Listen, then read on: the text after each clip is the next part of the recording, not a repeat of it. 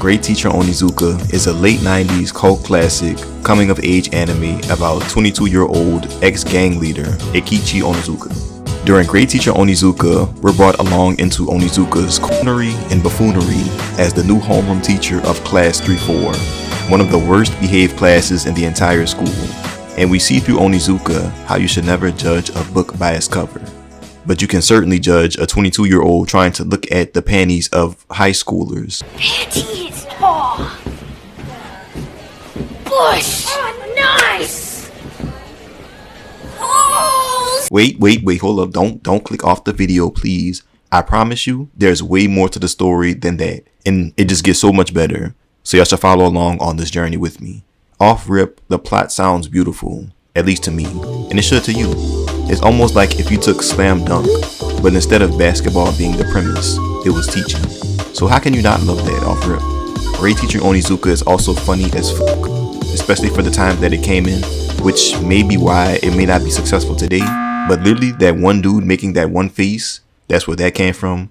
That little shark girl and them shark people with those teeth that look like shark teeth. Shark face! That's where that came from. And a bunch of other funny things and memes that you may have seen throughout Instagram, Twitter, or just on social media. Steve Blum. Enough said. That's it. This is Mugen. This is Tom. This is Spike Spiegel. Zabuza. This is Steve Blum. So, without further ado, let's get into why we love Onizuka.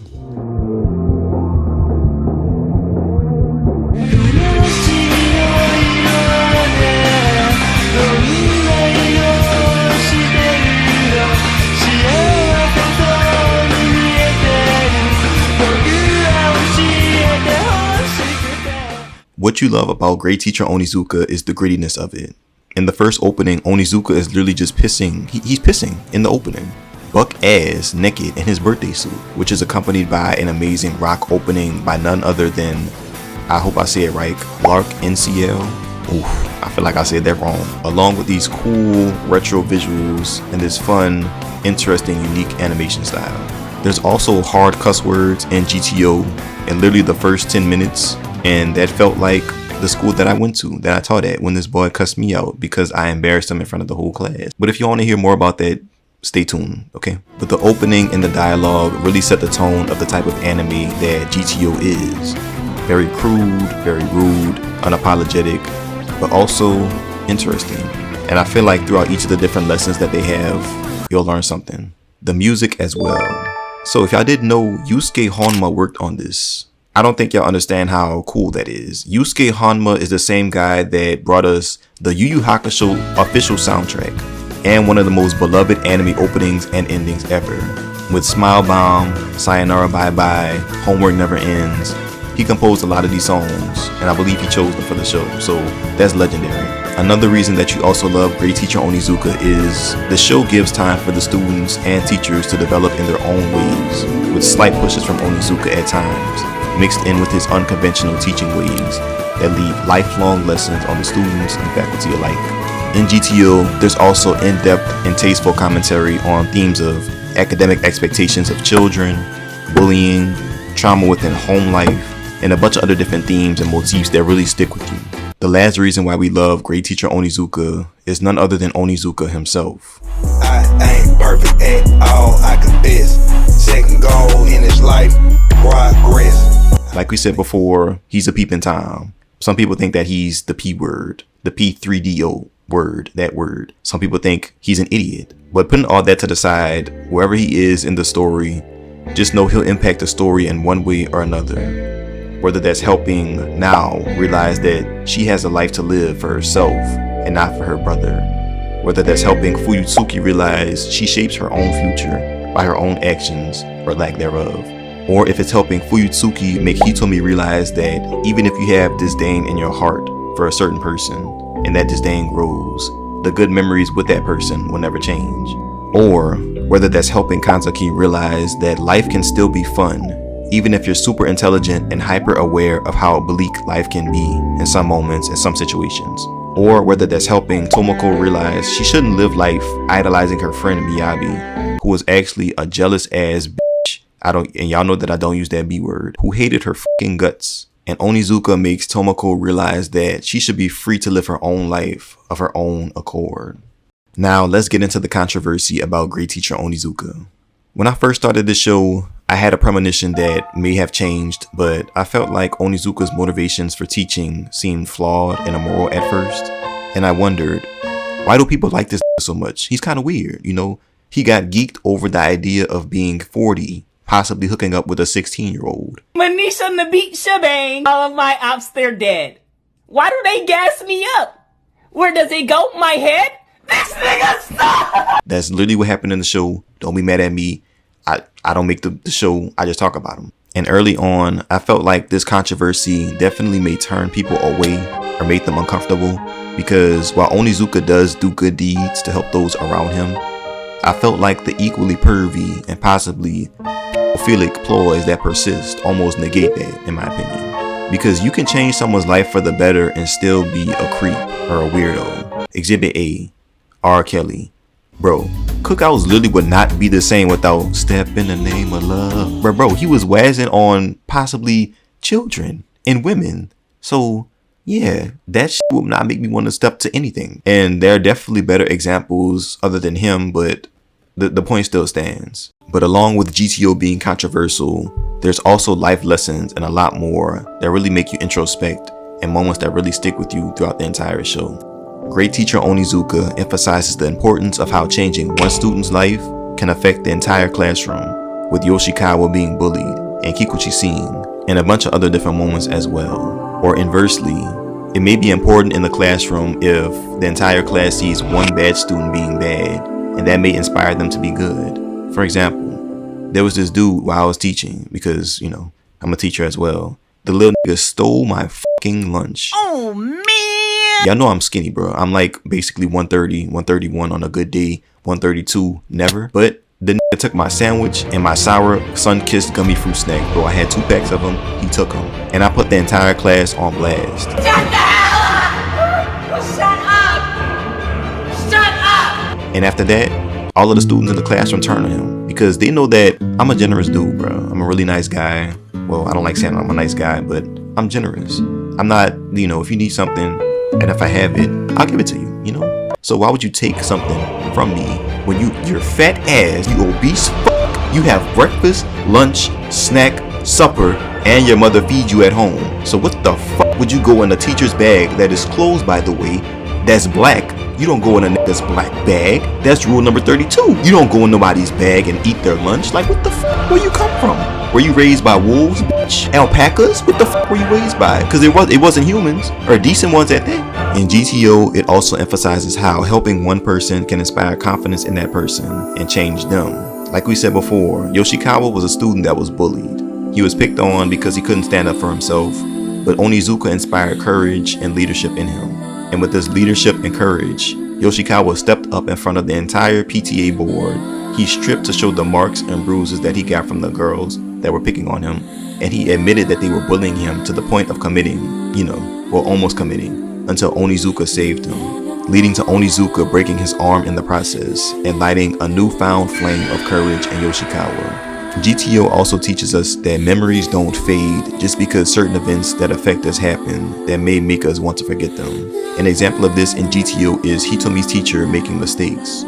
But just because Hitomi may have been upset with her teacher, the memories and the good moments that they created are immortal.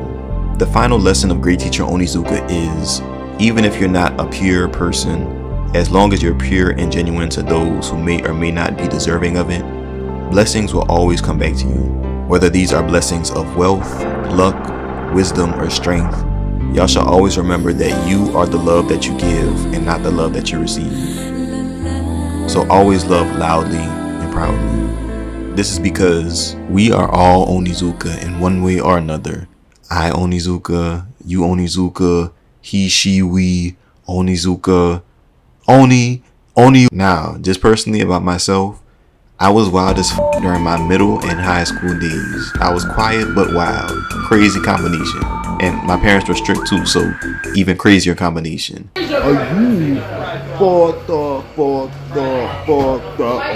was low-key that friend that parents worry about, like when their children hang around with them. sometimes, like on some Tyler the Creator type shit. Anyway, the point is, even though I, you, we, and whoever else may have had like a wild past or like a wild upbringing, we still might be wild. I don't give a damn. F the kids, f the papers. I'm just in that bitch so I don't get fined on my Marshawn Lynch. You hear me? We all have unconventional tendencies and nobody is perfect, but striving to do better is what is most important. And that is the message of great teacher Onizuka. Even though I said we are all Onizuka, I'm not attracted to middle or high school girls as a grown man. So no, my first year teaching was very interesting, and that's going to be the topic of these 3 parts that we're going to talk about, okay?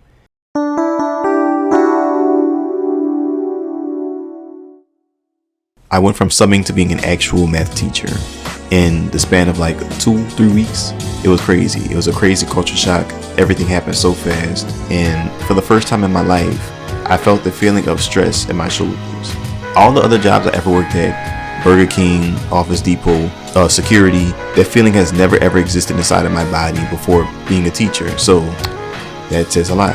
Teachers quit. They were like probably like 7. Let's say 7. Teachers quit over the course of the year. Because that school that we worked at was literally like, the nickname was the Insane Asylum on some Batman Arkham Knight type shit, bro. Every day, 4th grade. Oh, damn, look at the joke. The Joker's back. Oh, look at Bane. Oh, damn, did you put on a pounder too? I see you eating them cheeseburgers. You need to lay off them damn cheeseburgers. We had like 10 Harley Quinns in that hole, bro. And it was also very challenging when students didn't even have the basic understanding of the ability to read and write. It was really just like, damn, we really had our work cut out for us. As a teacher, you never really understand this until you actually gain more experience, but you gain so many different responsibilities as a teacher where it makes you feel like, damn, okay, I'm also a teacher and a parent and a cook, and I'm also a nurse, and I'm also this and that, and I have to do that. So teachers really do have their work cut out for them. Like I said before, it was very hard coming into the school a month later, having to meet everybody, having to learn students' names, getting placed in pre-K all the way throughout 7th grade. It was just a bunch of different changes all at once. But I know that I can handle anything that comes my way, whether or not people believe so. So we thugged it out and we made it.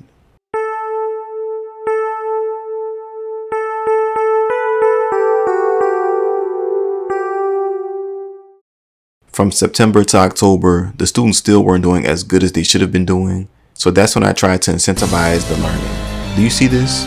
All of this candy was for them. Every time they did something right, well, in retrospect, that was poor as fuck. That was a very poor decision of me to do. Because I don't even think I told them once to floss or brush their teeth after they eat that candy. Because that's a lot of candy, bro, you know? But, hey, I'm young. I like candy. I know kids like candy. That was all that was on my mind. Shoot. And the problems that a lot of the different teachers faced grew day by day, week by week, month by month. This boy cussed me out, bro, okay? I almost lost my job. I almost crashed the fuck out. Y'all almost saw Sloth come out, bro. Y'all don't know about Sloth, but y'all don't want to know about Sloth, okay? Y'all almost saw 2019 Colgate-Senpai, because that wasn't even Colgate-Senpai. That was a different person. The icing on the cake was this nigga left. I don't even remember when. He moved to Texas, so the little bastard did his dirt, left. What am I do, Lord? What am I do, Lord? Should have beat his ass right then and there, because now I'll never get the chance to do anything to him. Let me stop. You know what? F it. No, I mean it. I don't care. From that point, we went to practicing for the interims that were coming up. And the instruction that happened in the classroom got tighter, because I realized that I had a duty to do. I had a responsibility to make sure these students knew what they knew to pass, excel, and succeed. I was still dressing, you know what I'm saying? I still put that shit on. I don't care what niggas talking about church shoes, church fit. That's not a church fit, bro. Y'all just need to grow up and understand that it's called, say it with me, class. Okay, Mr. Lewis. Dress clothes, okay? That's called dress clothes. Once you have a job and you have a job interview, you wear dress clothes or nice business casual clothes to go get that job or wherever else you're headed to make sure you dress for success and make sure you handle business, you know? I also took and failed both of my practice exams, which was very demoralizing for me. Because like I said before in videos prior, I'm an overachiever. You know, I only expect the best, nothing less. So when I failed miserably on my practice exams, that shit hurt. But all that means is you have to prepare better in the future. And finally, we made it to Thanksgiving and Christmas break. It was cool. Me and my family went to Houston. We saw family, got good food, laughed, shopped, And I came back to school feeling refreshed and recharged. Some students came and some left. Like I said before, the ass that cussed me out left. And with that, we had our minds set on the final tests of the year, which was also the most important tests of the year. LEAP.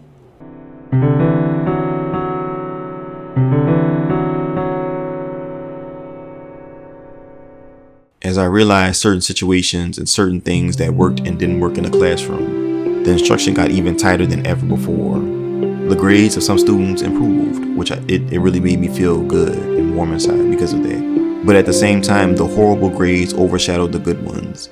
Cause like, okay, say for example, you could have a student that makes 100, right? But if fucking little Johnny Jones Jr. the 13th makes a 2, Try me, bitch. the average is like, hold on, let me do the math right quick. If Johnny has 6 apples, if my math is correct, the average is a 49. Damn. Y'all see the difference? So while there were a lot of people that understood the content, there were also a lot of people that didn't. And the people that didn't brought down the people that did. And it wasn't really their fault. You know, just some people need extra help, and that's okay. But you knew that it was an extremely serious problem when some students in 4th grade, I'll say that again, Drake, they're in 4th grade. 4th grade! Struggle with place value? My nigga, 1/10, 100th. 1,000. Come on now. But like I said, let me chill. I'm making a joke, but it's actually a problem that needs addressing. Also, my relationships with my colleagues and my fellow 4th grade team grew so much. And it really became such a beautiful experience working with them each and every day, learning about and getting to know and understand them, their lives, their motivations and passions, and much more. Which brings us to the next point. Let's talk about the, you know what I'm saying, the loud, proud, and amazing 4th grade team. Clap it up.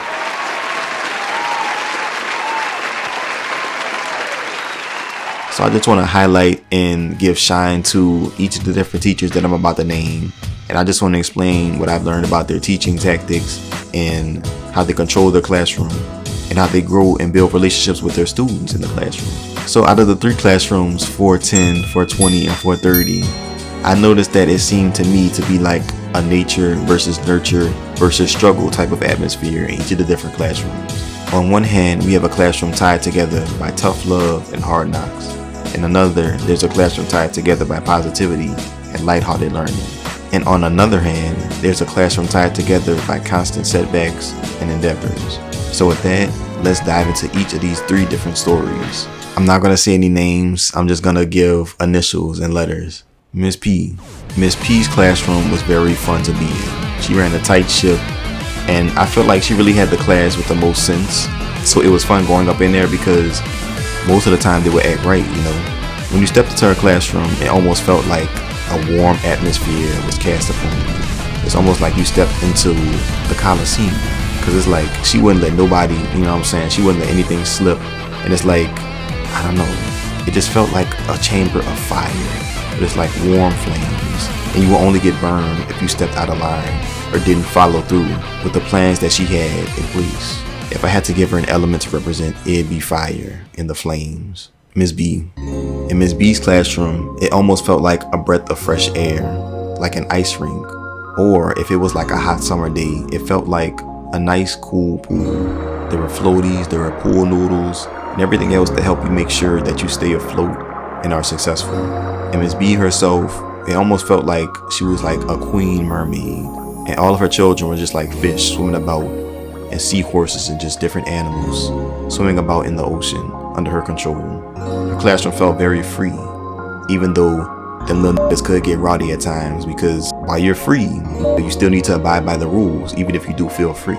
If I had to give her an element, her element would be water or ice. Now Miss G.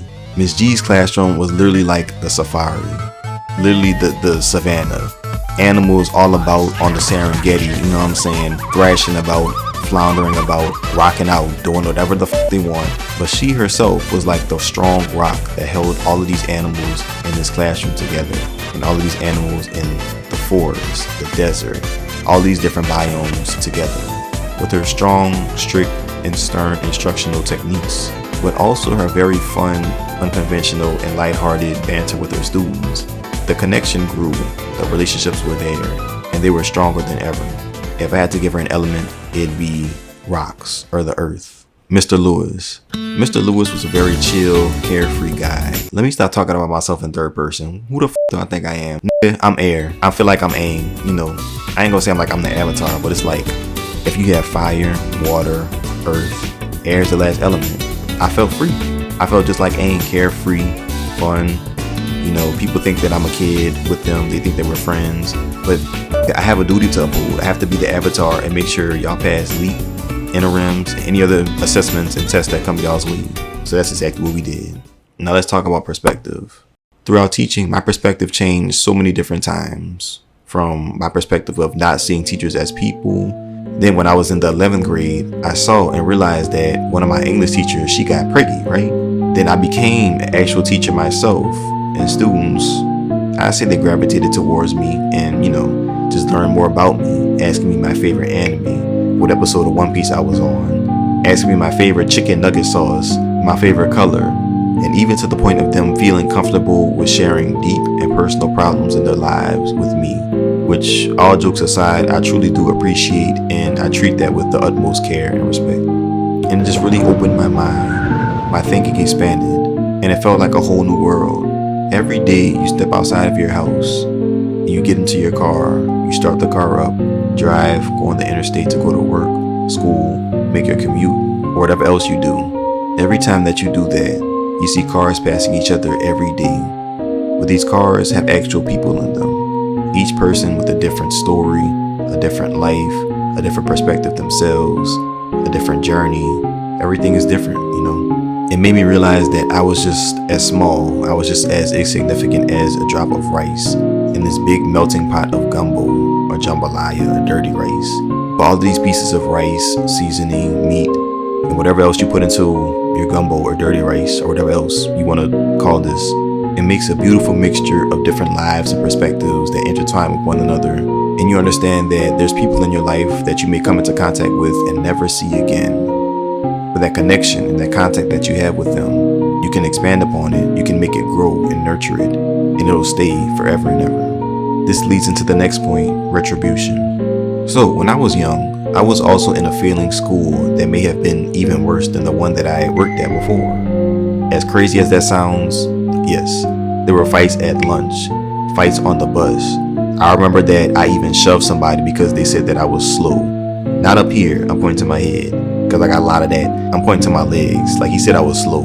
I loved Sonic so much when I was in 3rd grade, so if somebody said that you were slow in 3rd grade, that's basically like them calling you a new slur that they invented. I even remember smacking the ever-loving and everlasting shit out of this boy on the bus because he tried to kiss me. Don't know what that was about, don't know, but hey. 20, 30, 40, 50 tickets. And I literally left after that. No feelings, no nothing. I just left. But I also left that school altogether, and public schools too. Like I remember clear as day the time my mom called a parochial school and I got in it because my grades were good and I was on a scholarship type of thing because of my grades. I remember her words were something like, he has great grades but is in a failing school. How is he going to be able to have a great future in this type of environment? And from there we got in. We thrived, getting literally every award imaginable, from highest academic average in reading and English, getting valedictorian. We did everything a child could do and then some. But something just was on my conscience, and it's been on my conscience for a while. And as I got older, the thought developed in my head that was that the right decision to really leave my area where I live at to go to another school that's like out of the way to get a better education. I thought to myself, what about those that were still at that failing school? What would happen to these kids? Like, would they grow up to be fighting and beating on people like they were in school in the real world? Would they be thieves? Would they be ready for the real world? And as crazy as it sounds, I feel like I always felt guilty because I left personally to better myself, even though that was my mom's decision. But at the same time, it was weird. I almost felt like I had a responsibility to share my knowledge with others in a way that would help them. And the way that I thought of it was like, imagine you see like an NBA player and they get drafted, right? Or like a rapper. They'll get drafted, they'll get signed, they get rich, and they leave home, and then people say, oh, you switched up, if they don't give back to the community or something along the lines of that. So In my mind, I thought that through teaching, I believed that this was a way of giving back to the kids that were beautiful flowers waiting to bloom in a place filled with many different weeds and things that may be trying to stop them. My purpose for teaching is I do what I do for all of the quiet, shy, possibly mute kids just like I was in school. And I wanted to inspire confidence and courage in them. I wanted to be a voice for them to believe in their abilities. I really wanted to show them that they are the leaders of the future. I wanted them to understand that they are invincible and that nothing can stop them. And so far, I can only hope that I did the right thing. I can only hope that I did a great job leading them in the right direction. Because you can lead a water to... See, I messed it up. I was doing good and I messed up. Because you can lead a horse to water, but you can't make it do the young ho bounce. Or maybe you can. I don't know. But to the scholars that care, try, and always believe in themselves and work hard, I love and appreciate you. And thank you.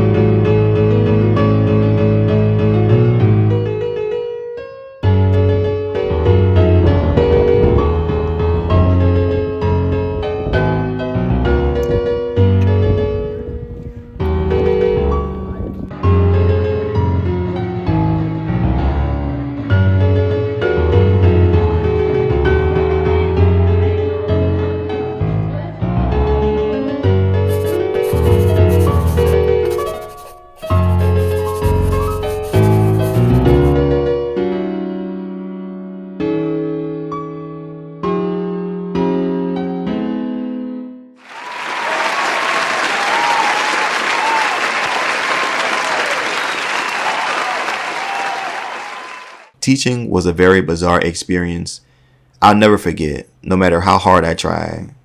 Because at the end of the day, all I can say is, what the fuck did we go through? So that's gonna do it for this video. If you enjoyed, don't forget to leave a like. Subscribe today to become a senpai or senpaiette, the best, most beautiful, inclusive community on YouTube. I'm gonna go. Make sure to live your life today and be as free as you can, because you'll never be as young as you are today. Drink water, work out, and blossom. I love you. Take care of yourselves. Goodbye and peace. So now